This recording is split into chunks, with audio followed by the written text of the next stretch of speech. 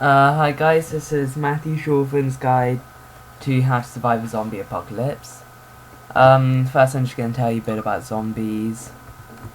As you can see here, we have a group of zombies at a safe distance. Now observe their actions. They're quite slow, they're weak, they're not very smart, they're easy to avoid. But they feel no pain at all. Shooting them in the leg isn't going to do anything.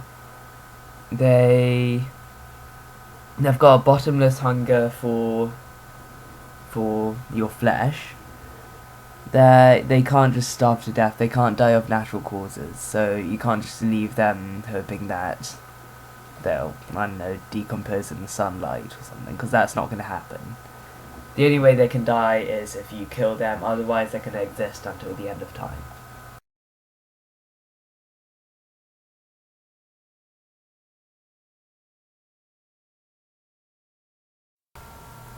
Okay, what I've got here is sort of the essential zombie surviving equipment. You've got medkits, obvious reasons, food, obvious reasons, drinks, weapons, 5-7 and a knife.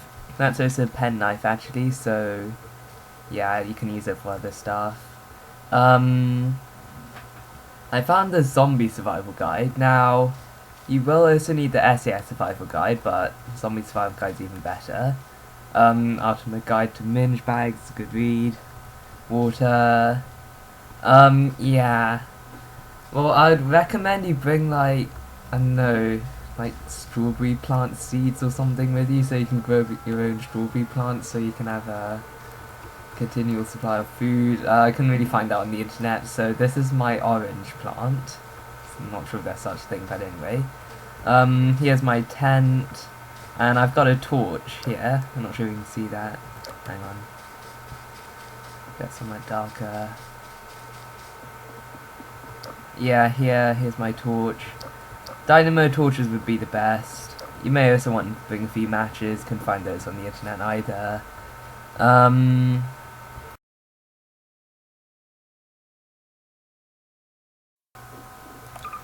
Here's the team which I put together. As you can see, I've got a medic, weapons expert. Let's just say she's a survival expert. I don't know.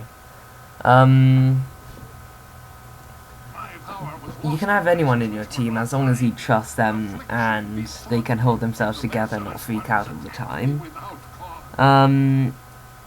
It would be helpful if they knew how to use a weapon reasonably well.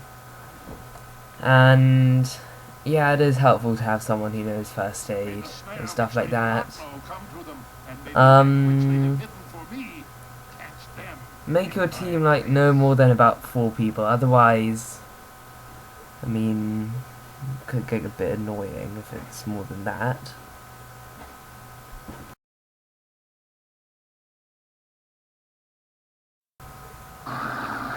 Right, this is why the moment a zombie apocalypse strikes, you get out of the city. I know they all like stay in the city in the movies and stuff, but they're just stupid. You can't just wait for a zombies just like starve to death, because that's not going to happen. So you just need to get out of the city as fast as possible, because in the city there are lots of people, and those people will probably all turn to zombies, and there'll be lots of zombies, and then you're kind of screwed, because the moment you step outside you just get hoarded. So yeah, I mean, I'm gonna die pretty quickly out here.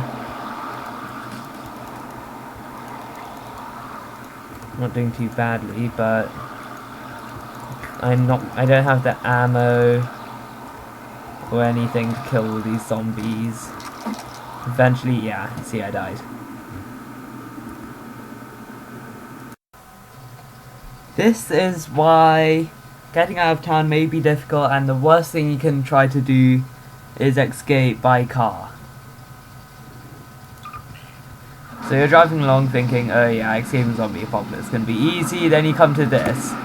There's a big roadblock, pile up, massive traffic jam, I'm stuck now, massive horde of zombies. yeah. Right, so I tried staying in the city, and that was a bad idea. And then I tried leaving the city by road, and that was also a bad idea. So now I have to be more crafty and find a sort of cooler way to get out of the city. I've got two ideas. You could follow the railway system out of the city, or you could use the canals or the sewage system, which would also lead out of the city. Right, now I am now going in towards the sewage system. As you can see, the sort of underground canal system, which will eventually lead out of the city. Just need to follow it, and eventually I'll get there.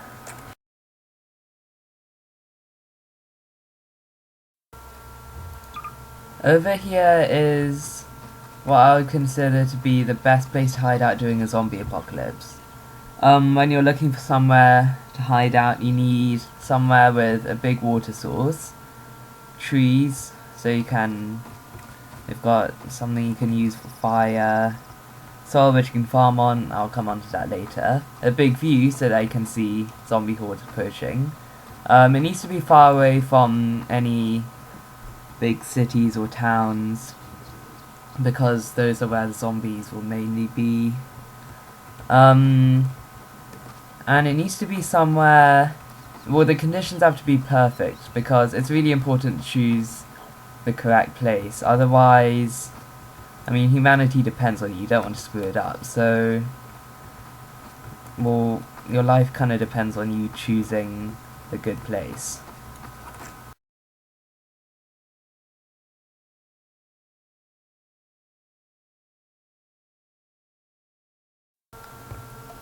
Earlier in the project I talked about bringing with you some like strawberry plant seeds or tomato plant seeds, and when you're looking for a hideout, it's important to have flat land because then it's good for growing stuff on. It's really important to have a sort of homegrown source of food, because I mean, you can't just go to the supermarket every day and get your own food, because firstly there'll be zombies, and secondly the food's going to go out of date pretty quickly. So it is really important to have a fairly big source of your own food. And if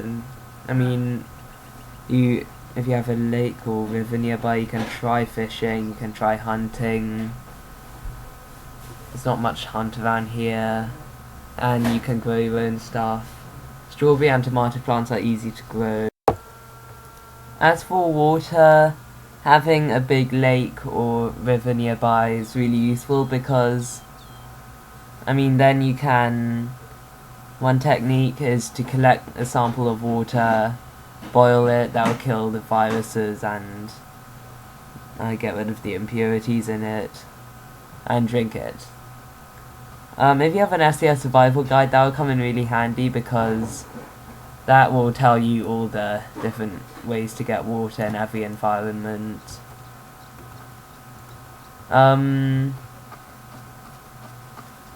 It's important to try to make sure you're drinking safe water, because you kind of don't want to get cholera during a zombie apocalypse.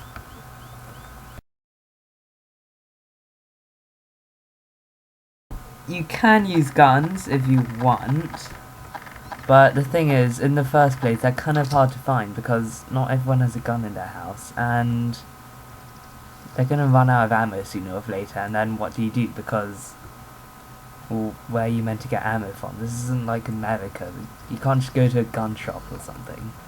Another thing is that, well, not everyone really knows how to use a gun that well, and even if you do, it's kind of hard to get a zombie right in the head. I'll demonstrate that later. And zombies are pretty tough anyways. It may take about a clip to just kill one zombie. By then you would have run out of ammo, which is kind of useless. So I've gone for a bow and arrow. Now if you have any trees nearby, this will be easy to make. And then ammo, well, you just cut down a few twigs. They're pretty effective actually. I'll just show you. They're most effective when you've sort of got the height advantage because, yeah, that vastly increases range, which is pretty cool. Anyway, whatever. So I'm gonna go down with my pistol and try to kill these zombies. It's good to try to distance yourself. I mean, going in with a shotgun, really close range isn't... I mean, what's gonna happen is that you're gonna get zombie blood splattered all over you. In the zombie blood is the virus that turns you into a zombie, which isn't... you don't really want to get that on you. It's exchanged through bodily fluids, so... in other words, blood.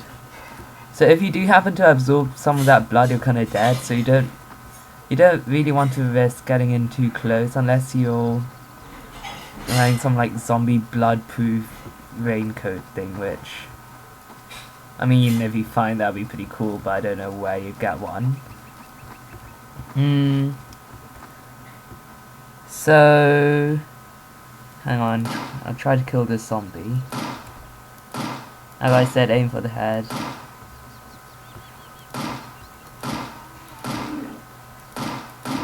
Stay at least 2-3 meters away from it.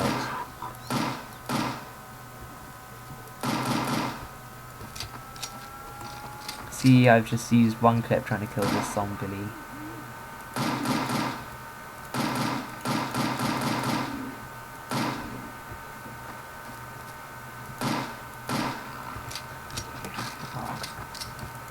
By the way, that thing isn't... those things are just some weird thing from Half-Life. You're not going to get that in a real zombie apocalypse. But yeah, I used pretty much 2 clips trying to kill that zombie. And then, so you're going to run out of ammo pretty quickly, then you don't... it's kind of hard to find some. So, unless you know how to make ammo, but... so your best bet would be to go for something like this. The annoying thing is that melee weapons are actually really effective, but you just have to get in really close, which is really risky because they can do that.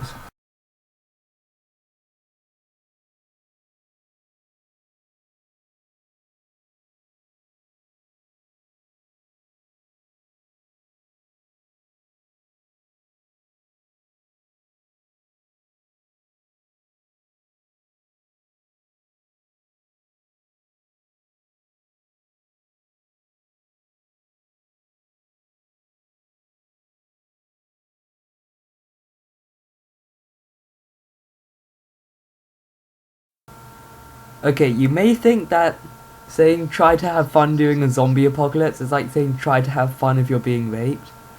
But actually it's kind of not. I thought of like loads of cool things to do. So, well, you're in the country, so you could go like bird watching, see like a few ducks over there, it's pretty awesome. You could go tree watching, you could go hiking.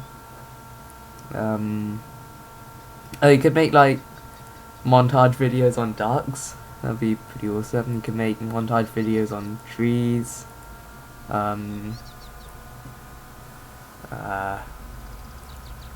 You could, I don't know, like write a book on ducks or something.